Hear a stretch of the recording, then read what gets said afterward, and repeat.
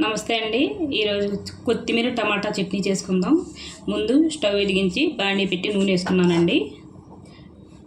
నూనె వేడెక్కాక మినప్పప్పు,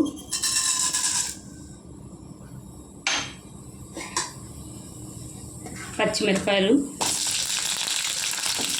వేసి వేసుకోవాలండి. కొద్దిసేపు వేగనివ్వాలండి.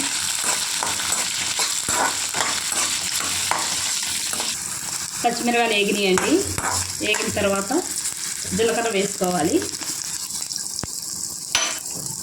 జీలకర్ర వేసి కొద్దిగా వేగనిచ్చి మిక్సీ జార్లోకి తీసుకుందాం. మిక్సీ జార్లోకి పచ్చిమిరపకాయలు తీసుకున్నానండి. మళ్ళీ బాండీలో నూనె వేసుకొని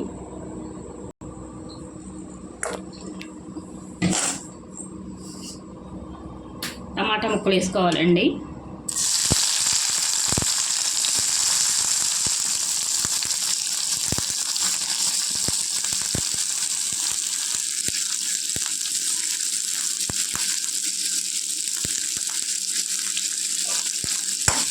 టమాటా ముక్కలు కొద్దిగా వేగనివ్వాలండి, మగ్గాలండి. మగ్గేదాకా మూత పెట్టుకుందాం. టమాటా ముక్కలు మగ్గినాయండి. ఇప్పుడు కరివేపాకు వేసుకోవాలి.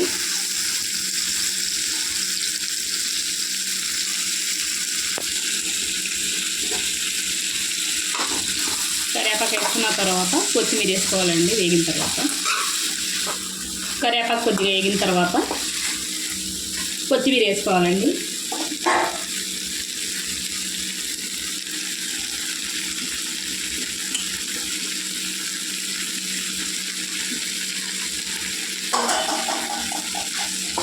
కొత్తిమీర వేసుకొని వేగనివ్వాలండి. పరవని కొత్తిమీర టమాటా వేగిన తర్వాత చల్లారిన తర్వాత జార్లోకి వేసానండి. మిక్సీ జార్లోకి కొద్దిగా చింతపండు, సాల్ట్, వెల్లుల్లిపాయలు వేసుకోవాలండి.